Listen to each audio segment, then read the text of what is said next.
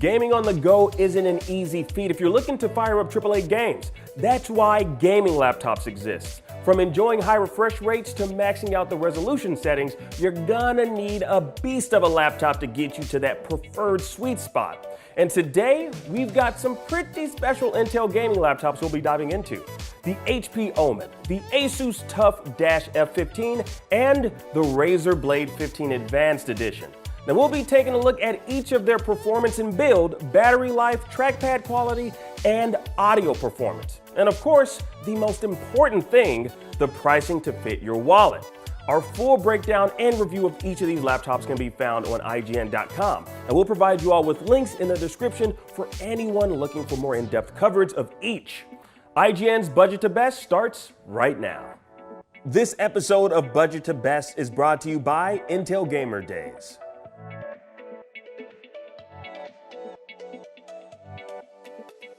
Now let's start with the Omen 15 from HP.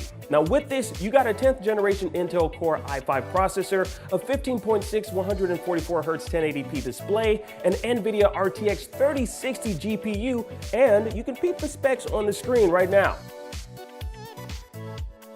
Now the HP Omen comes with a webcam as well. It's 720p, it's pretty basic, but it's still good enough for those conferences. Now this build will cost you $1,249. Now the design of the Omen is pretty simplistic as well. It's got a nice matte black finish with red accents on the keyboard. Now it's lightweight and thin, which is a very warm welcome to anyone used to those big, bulky 17+ inch gaming laptops. Now the Omen also has that nice little notch on the W key for helping you find your way back home to the WASD keys. Now the trackpad here isn't the smoothest, but it's not a deal breaker. Also not a deal breaker is the sound quality. Now while they get the job done, providing with ample dynamic sound, the bass quality isn't the best. Now most of the gaming laptops that I've ever experienced in my lifetime, aren't necessarily that good. So it's similar quality. So it's nothing new in that particular department. Now jumping on over to gaming and performance, our reviewer of the HP Omen 15 was quite surprised with its performance, with benchmark results of 57 FPS in Total War 3 Kingdoms and 64 in Borderlands 3. Now those benchmarks only tell half of the story, so we also tested this little nugget of joy with Battlefield 5, maxing out the fidelity settings, which gave us an average of 105 FPS. Now the 144Hz display performs exemplary, very vibrant on this bad boy. Now we also queued up Cyberpunk 2077, which gave us an average FPS of around 40 to 50 on the Ray Tracing Ultra preset and clocked in at 30 to 40 FPS during the more graphically demanding scenes. Now while those performance numbers might be pretty decent, the battery life on the Omen 15 is far from it. Lasting about 2 hours and 17 minutes before powering down, you might find yourself scrambling around the room to find a power cord and an outlet. Now it's a solid battery life for let's say an in-flight movie, which might last about 2 hours or so at least, but not for those long gameplay sessions you might want to pull off unplugged. The Omen does have fast charging, however, so you're able to charge the battery from 0 to 50 in just 30 minutes, but you'll have to be fully powered down to do so. Now, in the mid-range category, we have the Asus TUF-F15 featuring an 11th gen Intel Core i7 processor, a 15.6 240Hz 1080p display, and an NVIDIA RTX 3070 GPU. Now this build will run you about $1,699. Now the TUF- is designed and built tough, pun intended, giving you nice hard edges in design and durability. Now, like the Omen, this 15-inch gaming laptop is light and thin. We love to see it. Now, we got a backlit keyboard with standard key spacing along with special translucent WASD keys. Now, if you're an RGB fiend like myself, well, tough luck, my friend, because the TUF-F15 only has 3 animated patterns to choose from. Now, it works though, if you're gaming at night and just need the keys to be visible. Now the trackpad is fine, though it's not as smooth as others I've played around with. Now, I found my fingers kind of like, dragging at times, but it's not that big of an issue. Now, one glaringly missing thing here, I'll show y'all right now, look at that.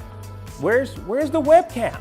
There's no webcam here. Now, given the nature of the world today, with a lot of us working remotely and constantly on Zoom calls and Google Hangouts, it would have been nice to see that implemented in this build. I get it, it's a gaming laptop, so you might not think it matters, but it's certainly one of those just nice to haves. Now, sound quality on the Tough Dash F15 is fairly standard, nothing really special in that particular department. Now, I personally could use a bit more bass on this bad boy. Now, one other nice feature is a Thunderbolt port, which allows for speedy file transfers and charging without the included power brick, though the brick definitely charges much faster. Now, let's talk about gaming and performance. Now, the Tough Dash F15 comes in a variety of configurations, but the one we're talking about here features an RTX 3070 laptop GPU.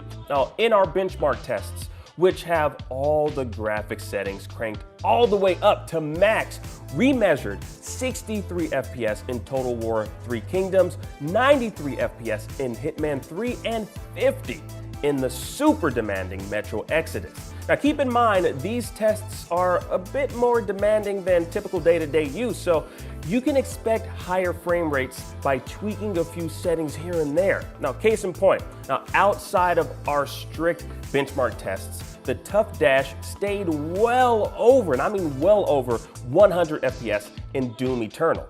Now, as for battery life, the Tough Dash F15 is quite good, I gotta say, although there's many variables as to how much you can get in a single session.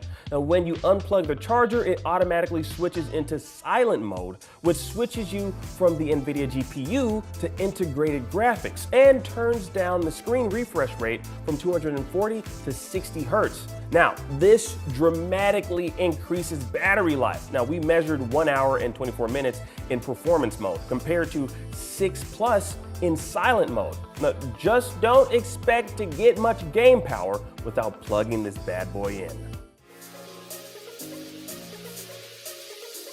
And finally, here's the Razer Blade 15 Advanced Edition. Now, the one we got to play around with will cost you $3,099, giving you an 11th gen Intel Core i7 processor, a 15.6 360Hz 1080p display, and an NVIDIA RTX 3080 GPU. Now, the Razer Blade 15's no-frills look and design belies the power it hides underneath the hood. Now, the matte black aluminum chassis makes you think there isn't much going on, and I like that. I like that a lot. It's very deceptive. The RGB looks gorgeous on this build, not to mention just how light the entire thing is. Now, that's pretty much been the running theme for all these gaming laptops we've covered today, which is very, very nice.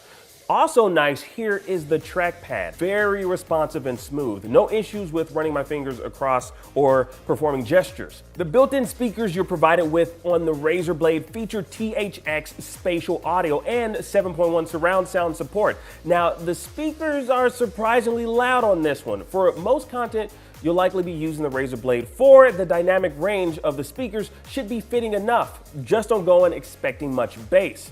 Now, I really want us to dive into the gaming and performance aspect of the Razer Blade 15 Advanced Edition. Now, the best way to describe it right off the bat is this thing is a beast. Now, we've got 8 cores and 16 threads of processing power in the Intel Core i7. And if your focus is on in-game frame rates, which I'm pretty sure it is, then the 5.1 gigahertz boost clock is perfect. Couple that with the 3080 mobile graphics card, you've got quite a powerhouse in the Razer Blade 15. And the refresh rate, oh boy, that refresh rate, 360 Hertz on this 15.6-inch display is well on up there with comparable gaming monitors. Now, in our benchmark tests, we measured 88 frames per second in Borderlands 3, 135 in Hitman 3, and 63 in Metro Exodus. Now, check the full results on screen right now. Now, some really impressive numbers considering how thin and light this little beast is. Now, beyond the benchmarks, we wanted to take advantage of the 360 Hertz display with some fast-paced shooters. And boy, Were we not disappointed? Not even a little bit.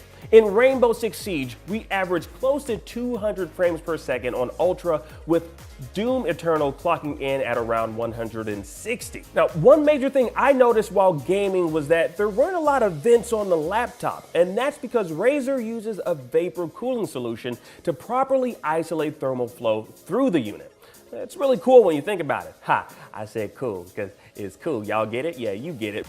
Now, battery life on this one it's pretty decent, clocking in at roughly 5 hours and 52 minutes with Optimus enabled and the screen and backlighting at about 50% brightness each. Now, overall, I gotta say, the Razer Blade 15 Advanced Edition is a great choice on the more expensive side of gaming laptops. The HP Omen, the Asus TUF Dash F15, and the Razer Blade 15 Advanced Edition. Now, which do you think is right for your needs? Now, of course, these are just the specs that we went with for each, but each of these laptops are available in multiple configurations that will set you back at different price points depending on the components and internals you decide to choose. For me, the Razer Blade 15 Advanced Edition would be my go-to personally, and I'm not returning it. Don't tell IGN that. But you know what? You're also paying a premium for everything you're getting with this particular one. Now, each of these gaming laptops are great choices, however, especially if you're looking for an RTX 30 series graphics card fitted with an Intel Core processor. I'm Akeem Lawanson, and we'll see you in the next episode of IGN's Budget to Best.